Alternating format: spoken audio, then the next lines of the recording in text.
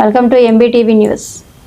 కార్తీక బ్రహ్మోత్సవాల్లో రెండో రోజైన మంగళవారం రాత్రి హంస వాహనంపై సరస్వతి అలంకారంలో తిరుచానూరు శ్రీ పద్మావతి అమ్మవారు దర్శనమిచ్చారు. రాత్రి 7 గంటల నుండి అమ్మవారు 4 మాడ వీధుల్లో విహరించి భక్తులకు దర్శన భాగ్యం కల్పించారు. వాహనం ముందు గజరాజులు నడుస్తుండగా భక్తజన బృందాలు చెక్క భజనలు కోలాటాలతో అమ్మవారిని కీర్తిస్తుండగా మంగళ వాయిద్యాల నడుమ వాహన సేవ కోలాహలంగా జరిగింది. భక్తులు కర్పూర హారతులు సమర్పించి అమ్మవారిని దర్శించుకున్నారు. హంసకున్న విలక్షణ ప్రతిభ ఏమిటంటే పాలను నీటిని వేరు చేయగలడం. అలాగే యోగి పుంగవులు కూడా జ్ఞానం అజ్ఞానం తెలిసి మెలుగుతారు. అలాంటి మహాయోగి పుంగవుల హృదయాలలో జ్ఞాన స్వరూపిణి అయిన అలుమేలుమంగా విహరిస్తూ ఉంటుంది. జ్ఞానార్జనకై సరస్వతి దేవిని ఉపాసించే సాధకులు హంసవాహన సంయుక్త విద్యాదానకరి మమ అని ఆ తల్లిని ఆరాధిస్తారు.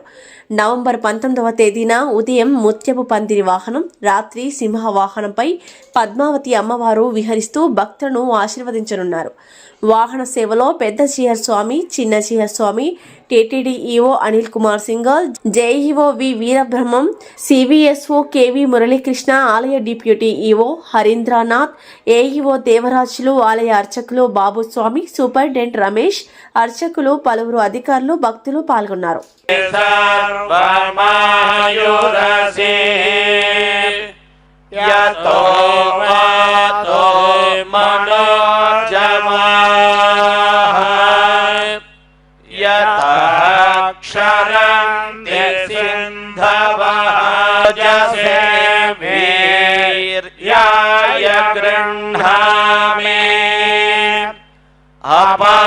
अपायो मध्यतो रसः